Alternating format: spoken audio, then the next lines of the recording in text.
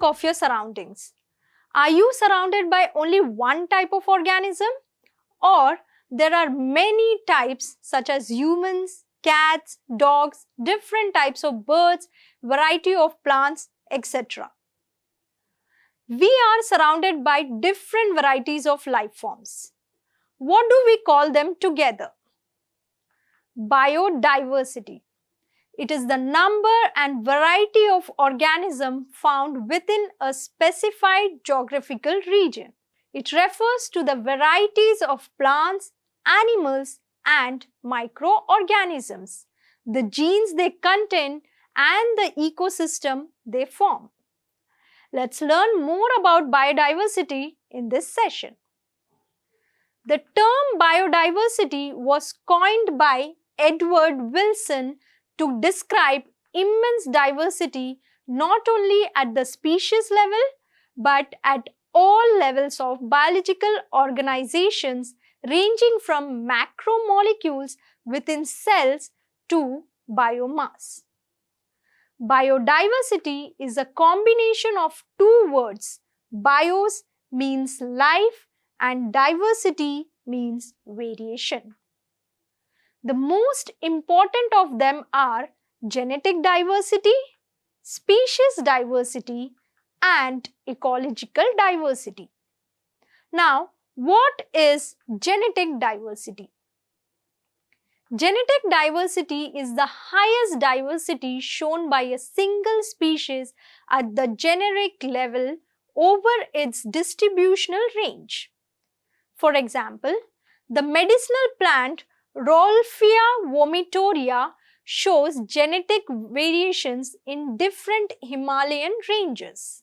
The variation might be because of the potency and concentration of active chemical reserpine. Not only Rolfia, India also has thousands of varieties of mango and 50,000 genetically different strains of rice. Let's now see the second type of diversity, that is the species diversity. It is the diversity or the differences at the species level. For example, the reptiles and amphibian diversity is more in Western Ghats than in Eastern Ghats.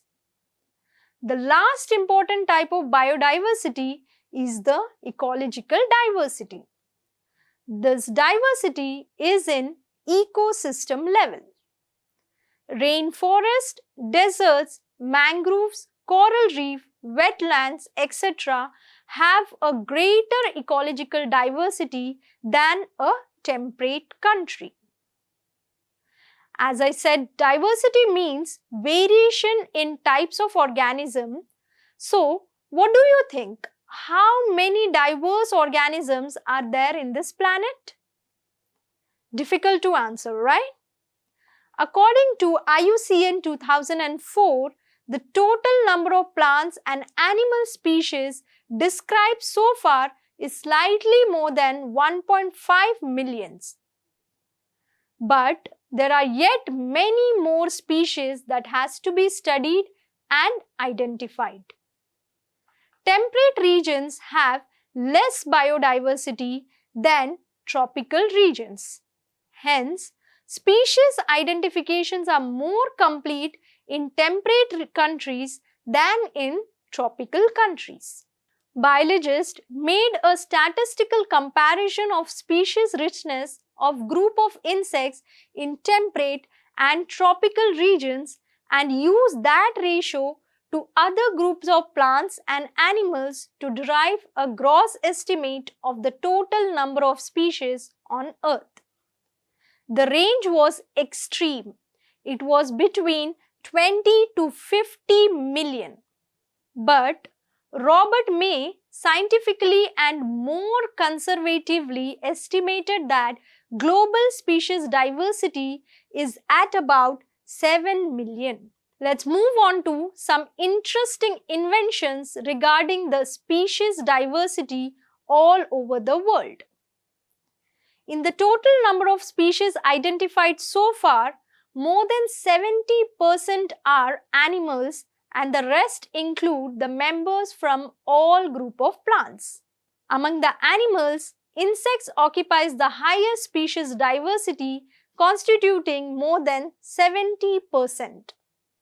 Hence, it is said that Arthropoda is the largest of all animal phylums. The remaining percent comprises from all the groups of animals. Vertebrates are less diverse than invertebrates.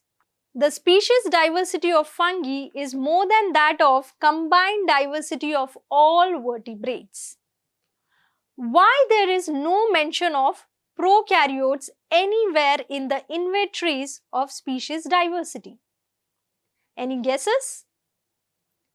It is because biologists are not sure of how vast is the diversity of prokaryotes. The existing taxonomic methods are not suitable for identifying microbial species. Also, many species are not culturable under laboratory conditions. But if biochemical and molecular identifications made are used, then their number will be in millions. Coming to the biodiversity of India, India has 8.1% of the global species diversity, which is much greater than the world's land area that India covers.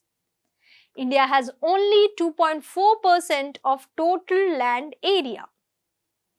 The rich biodiversity places India in the list of 12 mega diversities of the world. India has 4 biodiversity hotspots. Around 45,000 species of plants and twice that of animal species has been recorded from India. There are around 60% of the total species of plants and animals yet to be discovered. But the sad reality is that there are many species facing the threat of extinction and went extinct before they even got discovered.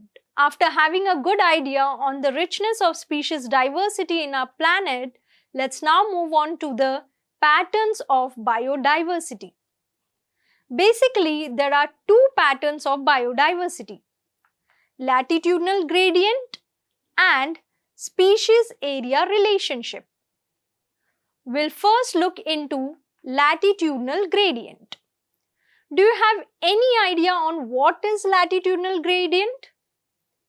Let's find it out. Our Earth is divided into 7 major latitudes. Equator being the 0-degree latitude and poles being the 90-degree latitudes.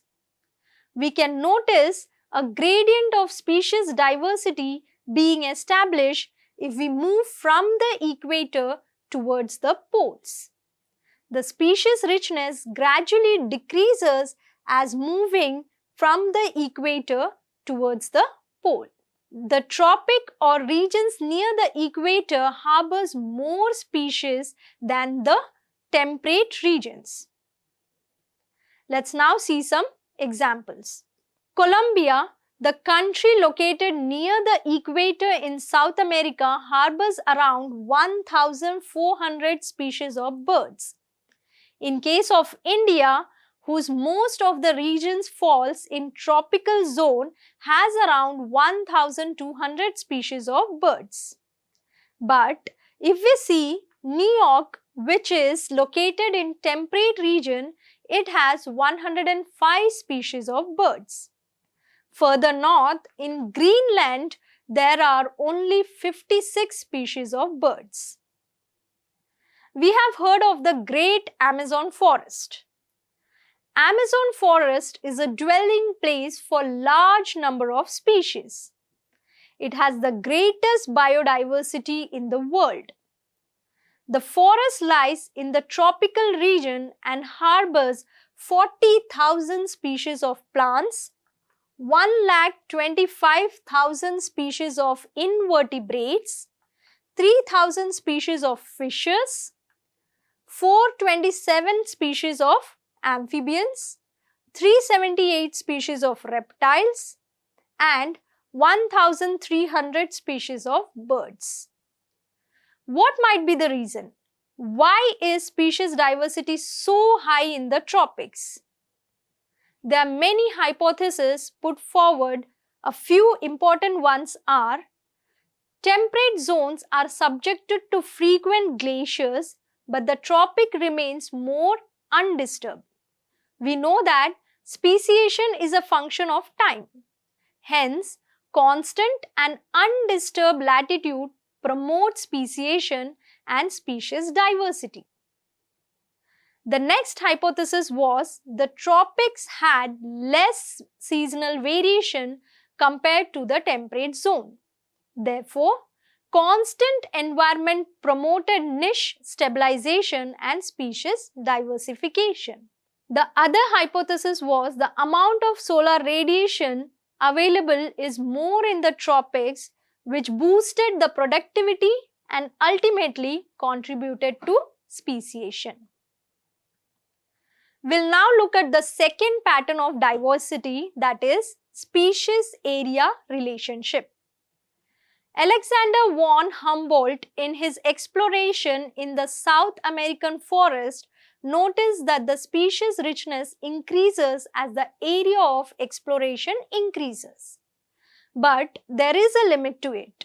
He noticed that when the values are plotted on a graph, the increase is a rectangular hyperbola for an area with wide variety of taxa, and on the logarithmic scale, it's a straight line described by the equation log S is equals to log C plus Z log A, where S is the species richness, A is the area, Z is the regression coefficient, and C is the y-intercept. The value of Z ranges between 0.6 to 1.2, that is much steeper when the species area relationship is taken from a very large area such as an entire continent.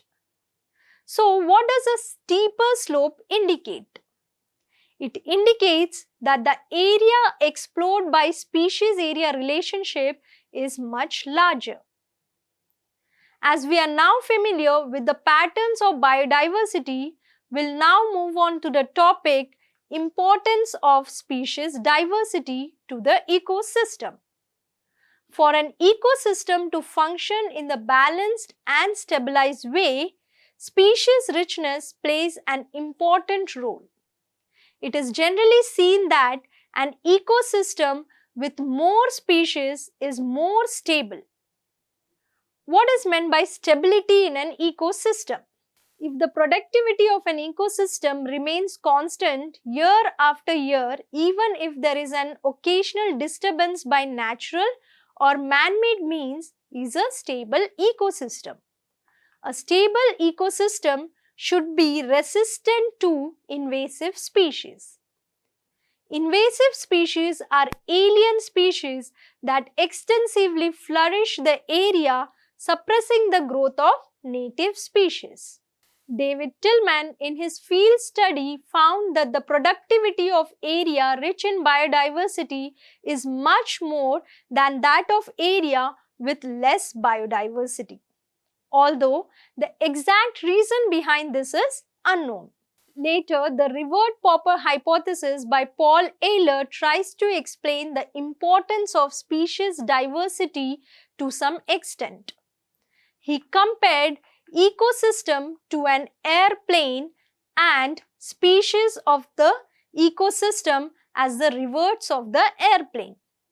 If every passenger traveling on the airplane starts removing each reverts of the seats to take back home, the airplane will not be affected initially, but gets weaker. Similarly, an ecosystem gets weaker if species richness of the ecosystem decreases. Also, if a revert from the wings of the airplane is removed, this will cause a more dangerous situation. Likewise, there are keystone species in every ecosystem. that helps to sustain the survival of many other species in that ecosystem. If a keystone species is removed from an ecosystem, the whole ecosystem gets badly affected. For example, bee pollinate flowers. If bee gets extinct, pollination of flower will not take place. Ultimately, no fruits and seeds formation will occur. So this will lead to the loss of the plant as well as the animals feeding on those plants for food. Let's move to the last topic of this session, that is the loss of biodiversity. We don't know whether new species are being added to our ecosystem, but we surely know that there is an alarming rate in which species being lost. Nearly 2,000 species of birds got extinct due to the human invasion in the Pacific Islands. 784 species, including 338 vertebrates, 359 invertebrates, and 87 plants has been listed extinct in IUCN Red List. Some recent extinctions are dodo from Mauritius, quagga from Africa, thylacine from Australia, Stella's sea cow from Russia, and 3 subspecies of tigers, Bali, Javan, and Caspian. There were 27 wipeouts in the last 20 years. Record shows that extinctions are not random. The most vulnerable group for extinction is amphibians. There are around 15,500 species facing the threat of extinction, which include 12% of birds, 23% of mammals, 32% of amphibians, and 31% of gymnosperms. Species extinction is not new. Before the advent of human, 5 mass extinction has already taken place, and currently it's the 6th mass extinction. But can you relate what is the difference between the last 5 mass extinctions to that of the current mass extinction? It's quite simple. The rate of current mass extinction is far more faster than that of the other 5. Ecologists are worried that within the time span of 100 years, half of the species diversity will be vanished. So, what might be the reason behind the fast extinction rate? Before that, let's see what biodiversity loss leads to. The loss of biodiversity will decrease the plant productivity. Environment will be more prone to stresses such as drought, and there will be vast variations in the productivity, water usage, pest and disease cycles. Coming back to the reason behind biodiversity loss, human activities play an important role in this. There are 4 major causes of biodiversity loss. Let's find out one by one. Habitat loss and fragmentation is the first. Most of the animals and plants are getting extinct due to the loss of tropical rainforest, which is their habitat. 6% of the total Earth's land is covered by forests today. It was nearly 14% before. More than half of the forest cover had been destroyed. The Amazon rainforest cover is so vast that it is called the lungs of the planet. But the sad reality is that it is being cut and cleared for creating pastures for beef cattle. Humans are also fragmenting the habitat into many small fragments, which would badly affect the animals living there. The second reason behind the loss of species is overexploitation. Again, to fulfill the needs which has ultimately turned to greed, humans overexploit nature and natural resources. For example, the extinction of Stella's sea cow and passenger pigeon was due to overexploitation by humans. Let's now see the third reason, that is alien species invasions. These species were introduced in non-native countries for their ornamental or other purposes. But these species spread rapidly and eliminated the native species or indigenous species by competition. A few examples of this are the 200 species of cichlid fish in Lake Victoria in the East Africa got extinct due to the introduction of Nile perch. Weeds like carrot grass, that is Parthenium, Lantana camara, water hyacinth, that is Eichhornia, etc. spread rapidly and caused threat to the native species found in those areas. Similarly, the introduction of African catfish, Clarius gariepinus, have become a threat to our native catfish. The last reason is co-extinctions.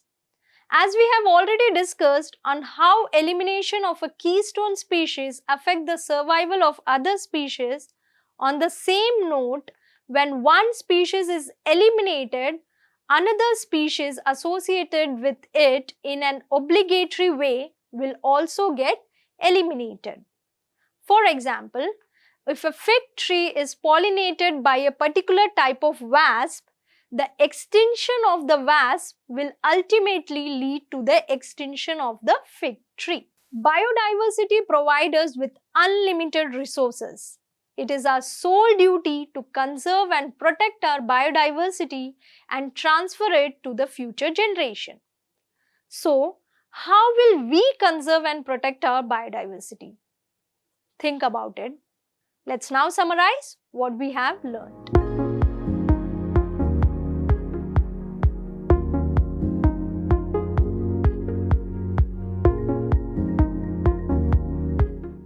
Manorama Horizon. Learning made simple.